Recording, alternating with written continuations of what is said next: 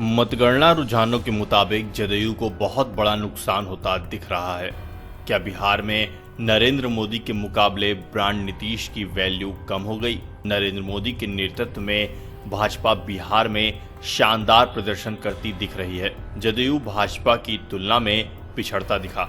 बिहार में सबसे बड़ा दल कौन होगा, इसके लिए भाजपा और राजद में नेक टू नेक की फाइट चल रही है। दिन के 12 बजे तक भाजपा 71 सीटों पर आगे चल रही थी और वह राजद के मुकाबले आगे निकल रही थी। 2015 में जदयू को 71 सीटें मिली थी। अब भाजपा को इसके आसपास सीटें मिलती दिख रही हैं। लोजपा की वजह से जदयू को नुकसान होता दिख रहा है। लोजपा भले खुद अपना वजूद बनाती नहीं दिख रही है, लेकिन वह जदयू का खेल बिगाड़ती जरूर नजर आ रही है। नीतीश कुमार को बिहार की चुनावी राजनीति का सबसे बड़ा चेहरा माना जाता रहा है, लेकिन 2020 के रुझानों के मुताबिक नीतीश की यह छवि खंडित होती दिख रही है। उनका सामाजिक समीकरण भी फेल होता नजर आ रहा है। 2015 में जदयू को 71 सीटें मिली थी, लेकिन अब उसको करीब 15 से 20 सीटों का नुकसान होता दिख रहा है।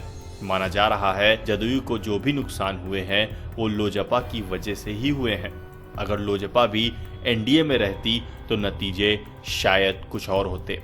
नीतीश कुमार और चिराग पासवान की आपसी खुन्नस में दोनों का खेल खराब होता दिख रहा है। नीतीश कुमार और नरेंद्र मोदी की जोड़ी ने दूसरे और तीसरे चरण में खूब जोर लगाया था। दोनों की मिलीजुली कोशिश ने रंग दिखाया।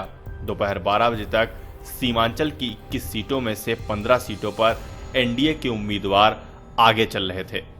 2020 के विधानसभा चुनाव में प्रधानमंत्री नरेंद्र मोदी ने कुल 99 विधानसभा क्षेत्रों में चुनाव प्रचार किया था। इसमें से 53 सीटों पर एनडीए के उम्मीदवार आगे चल रहे हैं। इसका मतलब ये हुआ कि नीतीश की तुलना में मोदी का प्रभाव अधिक दिख रहा है। वैसे भी पार्टी वाइज टैली में भाजपा जदयू की तुलना में बहुत आगे चल रही है। पिछले चुनाव की तुलना में भाजपा का प्रदर्शन बेहतर होता दिख रहा है। चुनाव के पहले नीतीश कुमार लोजपा को कोई अहमियत नहीं दे रहे थे। नीतीश कुमार ने लोजपा को दरकिनार करने के लिए जीतन राम मांझी से हाथ मिला लिया था, लेकिन नीतीश की यह रणनीति नाकाम होती दिख रही है। जीतन राम मांझी जदयू को दलित वोट ट्रांसफर करते हुए नहीं दिख रहे हैं। लोजपा का एनडीए से अलग होना अब नुकसानदेह साबित हो रहा है।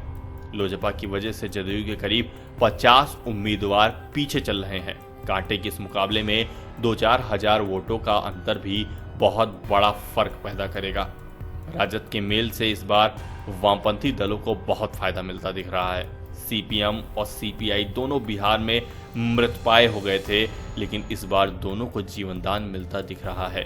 सीपीएम 4 तो सीपीआई 3 सीटों पर आगे है। सबसे अधिक लाभ भाकपा माले को मिलता दिख रहा है। अभी तक माले के सर्वाधिक 7 विधायक ही जीते हैं, लेकिन इस बार वह 12 सीटों पर आगे चल रही है।